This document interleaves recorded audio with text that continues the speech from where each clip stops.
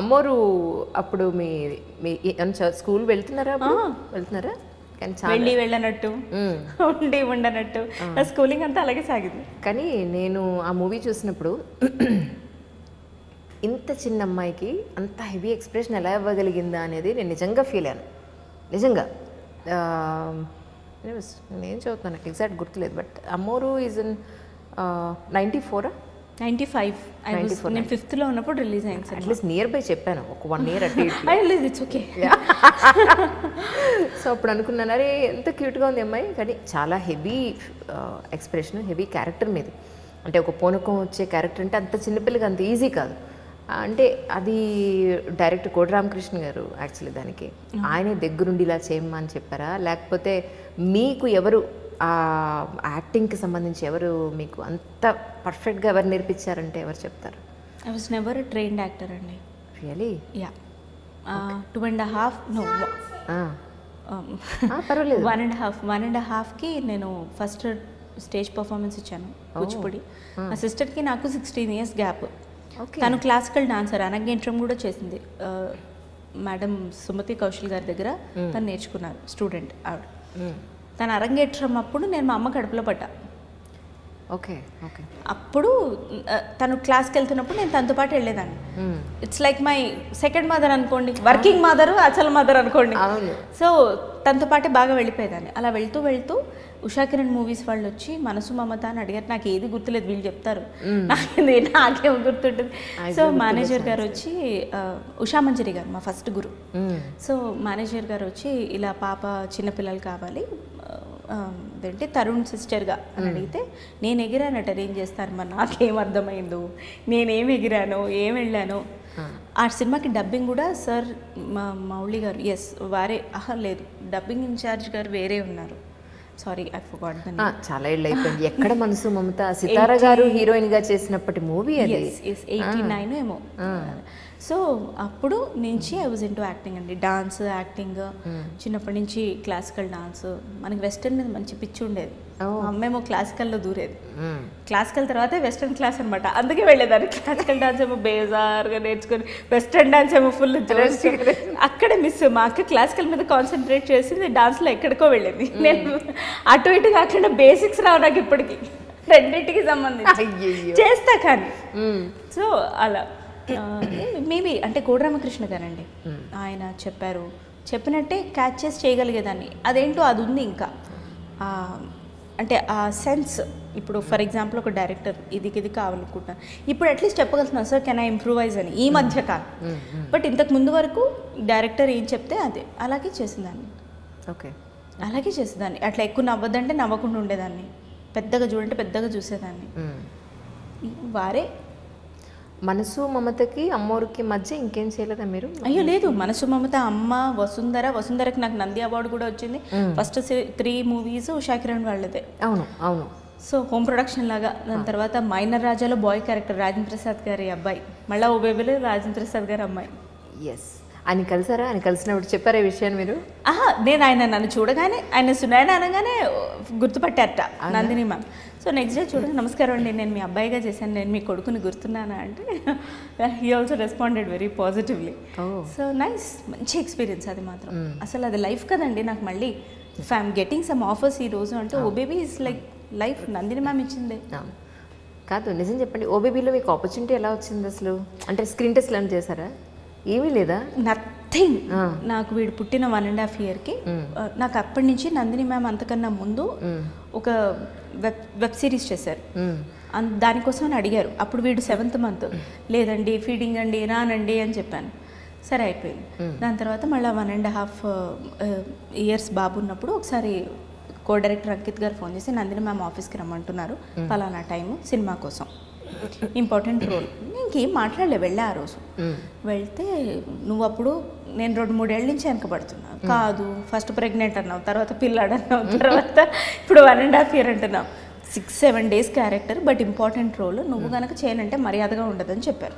Okay. ఓ ఇంత మర్యాదగా చెప్పాక ఎలా ఆవిడేమో ఇలాగా ఉంటారు. ఓకే ఓకే మేడం అని చెప్పారు. అంతే. నాకు ఏంటి క్యారెక్టర్, నేనేంటి ఏమీ అడగలేదు.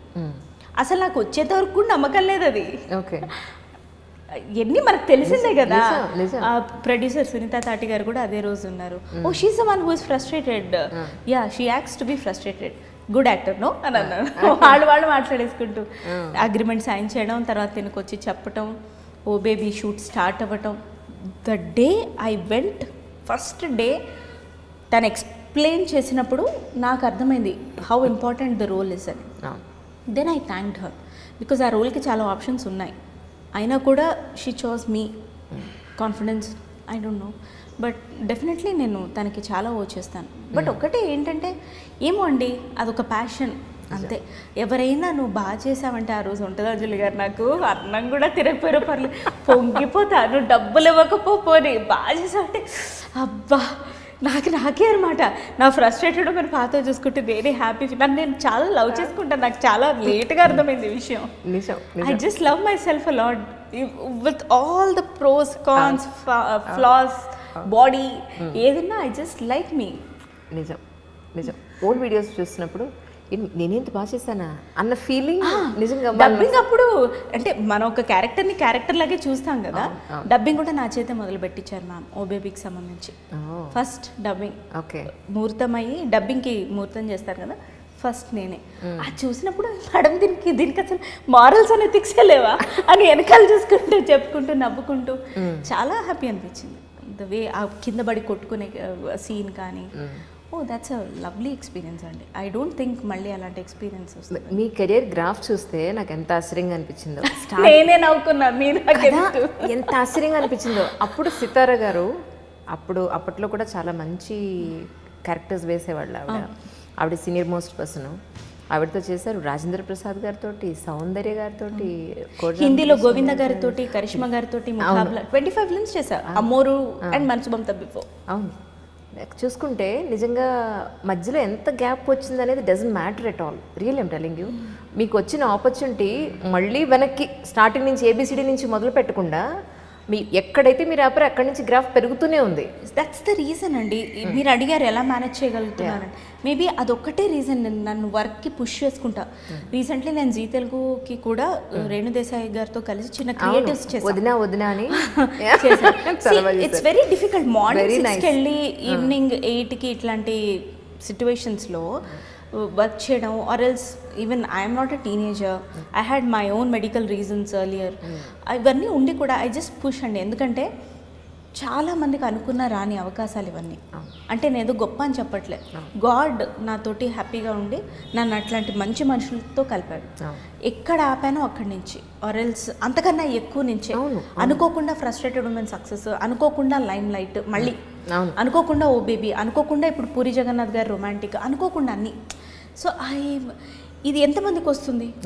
వచ్చింది నేను గ్రాప్ చేసుకొని I have to become something అన్న కసి నాలో పెరిగిపోయింది. So that pushes me to work. Even though నాకు కొంచెం ఎగ్జాషన్ వచ్చినా I'm ready to bear that pains. నాకు వాట్ లైఫ్ నాకేదో చెప్పాలనుకుంటోంది, నేను వద్దు అని అనుకున్నా కూడా నాకేదో ఇస్తోంది. ఏంటది? I feel there is something beyond people అండి.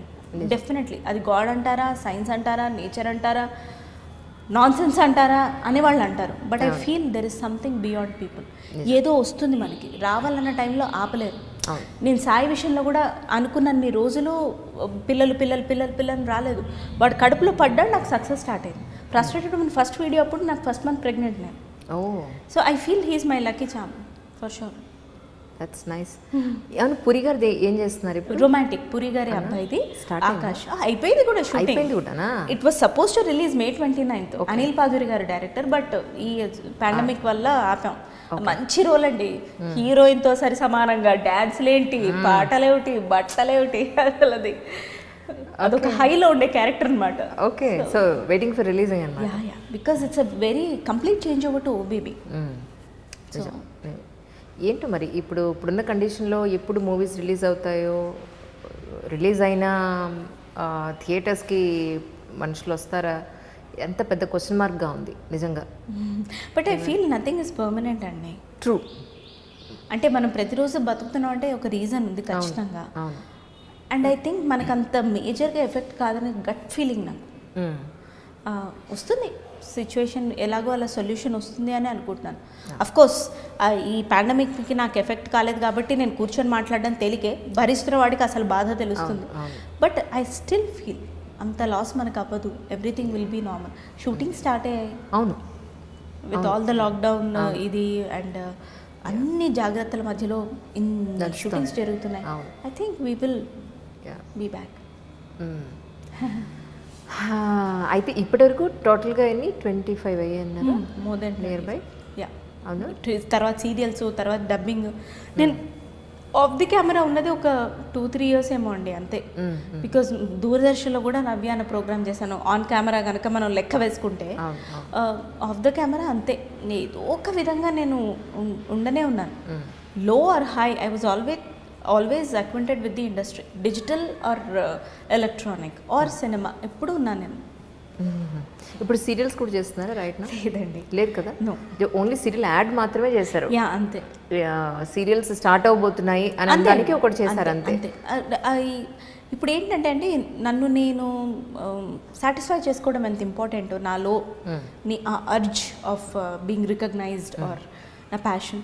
అట్ ద సేమ్ టైం నన్ను నమ్మి వచ్చిన ఒక ప్రాణిని ధర్మమైన, రెస్పాన్సిబిలిటీ అయినా, ప్రేమైనా, ఏదైనా చెప్పండి, అన్ని వేళలా ప్రేమ ఉండకపోవచ్చు, ఒకసారి విసుగు రావచ్చు, ఒకసారి ధర్మం అనిపించవచ్చు, ఒకసారి రెస్పాన్సిబిలిటీ అనిపించవచ్చు. ఇవన్నీ mind sets. I say it's a thought. So నాకు వాడిని చూసుకోవడం చాలా ఇంపార్టెంట్. ఇఫ్ నేను ఇప్పుడు వదిలేసి అవి వెళ్తే ఆ తర్వాత I cannot get back this childhood. So ఒక్కొక్క రోజు నాకు విసుగు వస్తుంది ఖచ్చితంగా, అయినా కూడా నేను చూసుకుంటాను. I will let that emotion flow. So I want to say you cannot stop a థాట్ని ఎప్పుడు ఆపొద్దు. ఎటువంటి పర్వెటెడ్ థాట్ అయినా, ఎటువంటి ఎక్స్ట్రాడినరీ థాట్ అయినా దాన్ని వచ్చి వెళ్ళిపోనివ్వండి, మెల్లగా బ్యాలెన్స్ వస్తుంది అని అనుకుంటాను నేను, ఏజ్ తోటి ఆర్ ఇఫ్ యూ వాంట్.